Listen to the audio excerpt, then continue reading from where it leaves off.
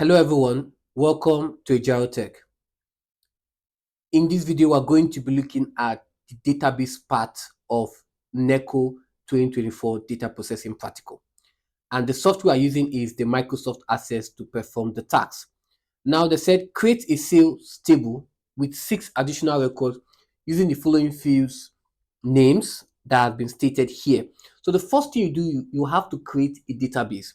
Now to create database, you click on your Windows icon and then you search for access, right? So when you click on access, you click on open.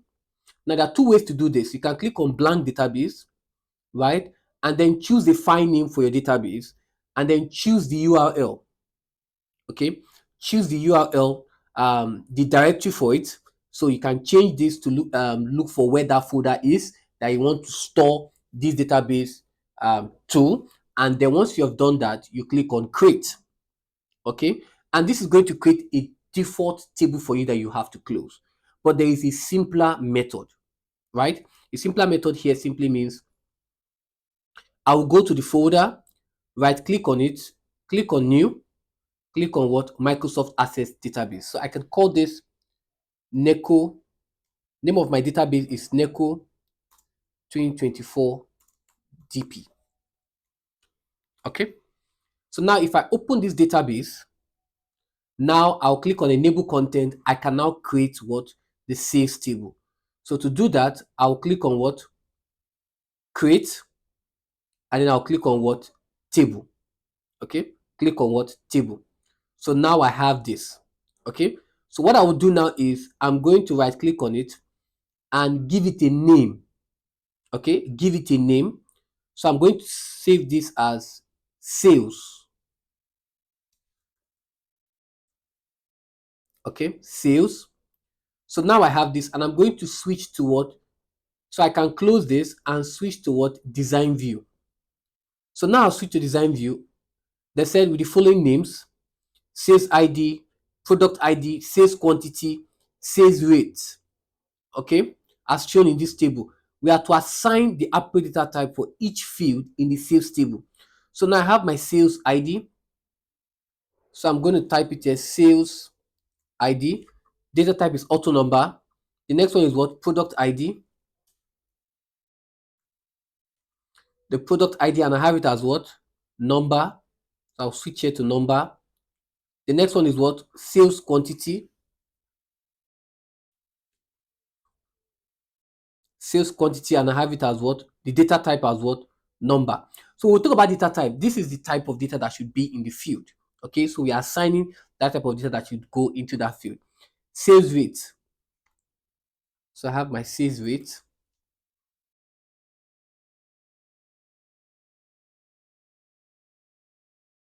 And I have it as what? Currency. Okay, so now I can now save this and then switch to datasheet view.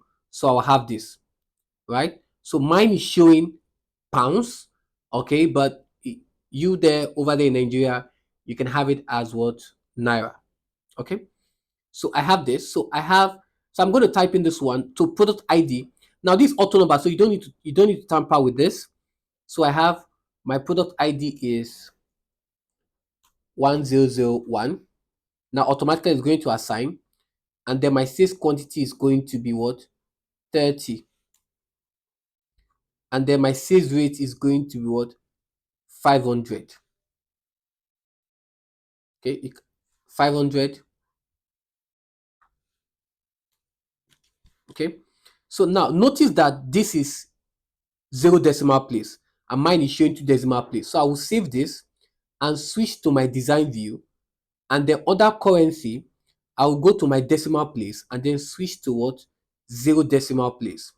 And then when I switch back to datasheet view, save it, then I have this. So that's how to fix the number of decimal places. Okay, so now they said we should create 6 additional records. So I'm going to do this. I will just generate. So I have 1002. I'll just go with that and then hit my tab, probably put 60 and probably put 700. Come here. I will do 10 3. This will be 20. Probably this will be 300. Come here again. 104. This will be 45. This will be 2. Okay, 370. And this will be 1005. This will be probably 27. And this will be 420. Right, 1006. This will be 52, and this will be 630. I have 1007. This will be 15, and this will be 160. So now I've created what? 6 additional what? Records. Now create a new field, sales amount, after the sales rate field. Okay, note sales amount is equals to sales quantity times sales rate. So I'll click here to add, and then I'll click on what? Calculation field. Okay, so I'm going to click on calculation field, and I'm going to click on what? Currency. Now this is going to be sales quantity multiply by the sales rate, and I'll click on OK. So now I'm going to change this to sales amount.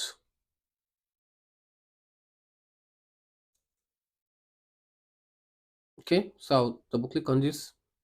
Okay, so this times this will give us this. Now again, I will switch to my design view, calculated, and here not decimal places, I will switch to what? 0, and then switch to what? Datasheet view. Save. Good.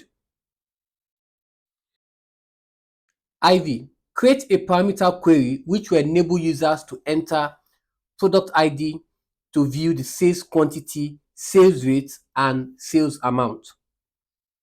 So here I'm going to click on the create right here, then click on query design. Okay, now click on the table, right? You can click here and then click add selected table, or just double click on it. You can close this, then you add this here, right? They said what? To enter the product ID. So what we are going to do now is we're going to add everything from the product ID. We are not going to add the sales ID because this is auto number. So we're going to add from here the product ID, drag it here, bring this here, bring this here, bring this here. Now, for us to be able to create a parameter query, this is very, very important. Okay, because the whole idea of the parameter query is to prompt the user for input before executing what? A query. Okay, so this is very important.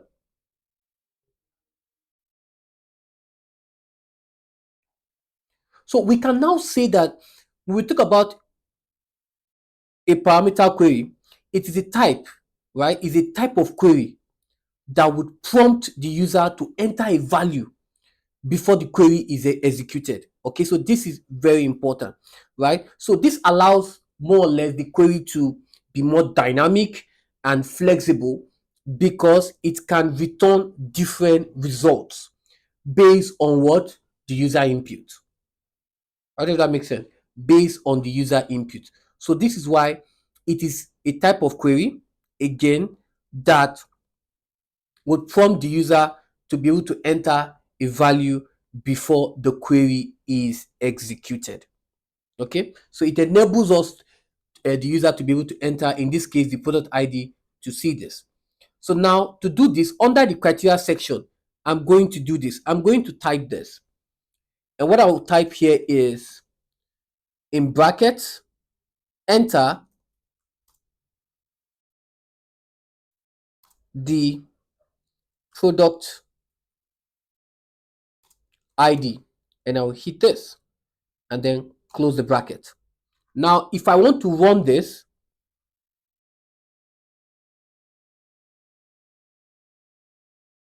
it will show me enter the product ID. So if I choose 100, in this case, 5,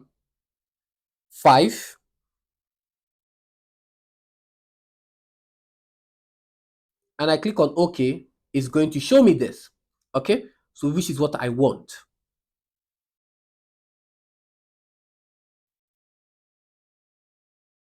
Print out the sales table with records created in landscape format. Print out the parameter query for the third record, for the third product ID. So the third one, which is 103. So I'm going to go back and switch to my design view. I'm going to run. It will ask me for this. So 1003 is what I want to do. So this right here. So I'm going to print it and I'm going to save this. So I will save. So this is going to be product ID, product query, or product ID query. Okay. So I'll click on OK. So now I'll print this, right? So my file, print, and I'll look at the print preview for this. They said it should be in landscape. So I'm going to have this in landscape. It's showing total here. Let me close this. Okay, it's not supposed to show total. Uncheck this. So, okay, so now click on file, click on print. This will show you a print preview of the work in landscape.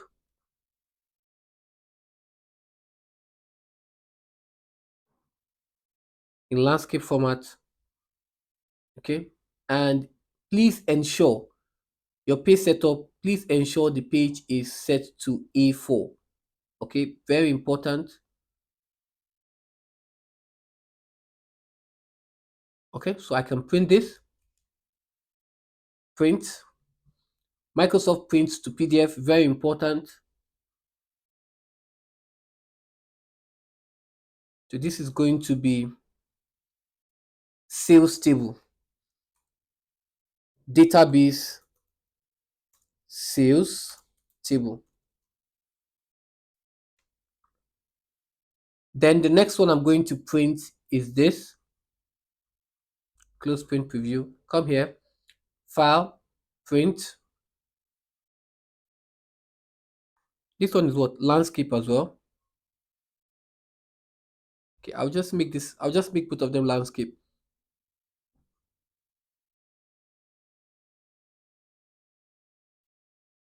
Okay, so print, and I'm going to print this. So this is going to be database product ID query.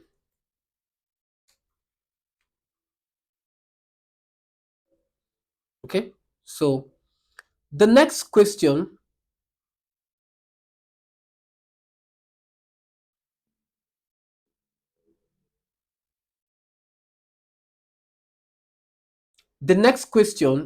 B, state 2 precautions taken while performing the task in 3A.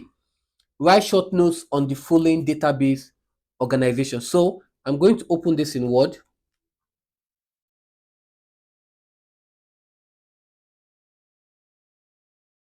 Click on blank database. And I'm going to pause this so I can answer them and then we'll talk about them. Okay, so we are done. Now, let's see what we did. BI, state 2 precautions taken while performing the task in 3A. So this was what I itemized. The first one is I ensured that the current software was used, which is where if you look at it, what's the correct software? The Microsoft Access, which is the recommended software for your database tasks. All right. I ensure the appropriate data types was assigned to the feed names. And if you look at it, they said what? What were data types? This auto number to sales ID, number to product ID, number to sales quantity, currency to sales rate. I ensured that the number of decimal places for data type currency was 0, because when we are applying the currency, it will change to numbers of decimal places. So we ensure that it moved from auto to what? To 0. Not just for the sales rate, also for the sales amount. Okay, and we can see that right here. All right. I ensured the parameter query was created for product ID.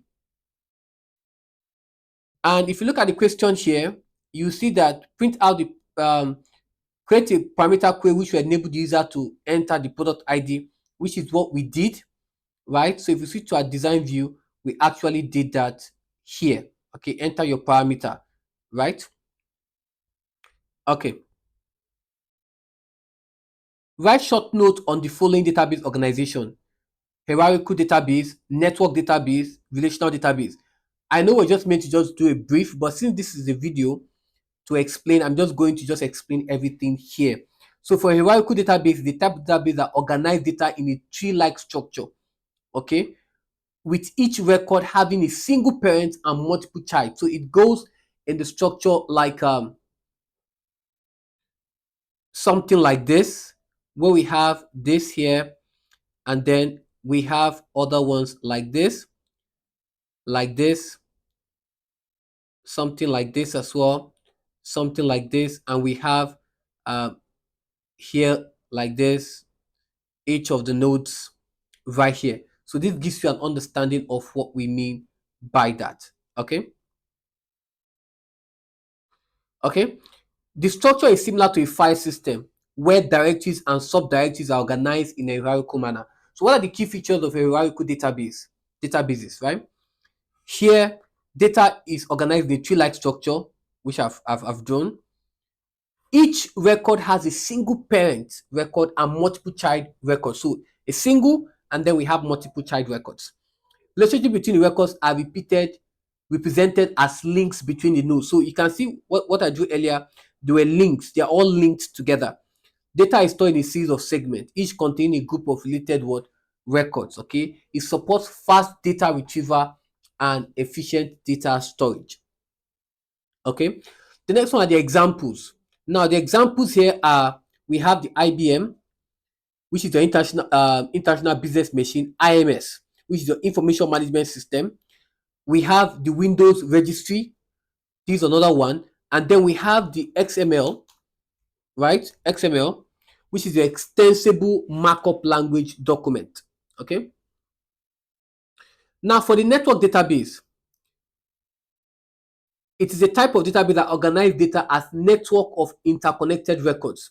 So it allows for multiple relationships between records in such a way that this particular record can be linked with another record, unlike the hierarchical that is just hierarchical from the parent to the child. So we can have them in multiple. So this model was developed to overcome the limitation, because multiple child has a parent, and this other one we have this, but this one cannot be linked to another one. So with the network, it makes it very, very possible, right? So the network database data is stored as collections of records called nodes or segments. Each record has multiple parents and children.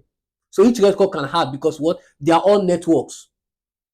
Okay, this one can be linked to this parent, can be linked to this parent. Okay, forming a web-like structure. Okay, relationship between records are represented as links or pointer. So we have them as links or pointer. This one points to this one pointing to this. Each record can have multiple owners and multiple members.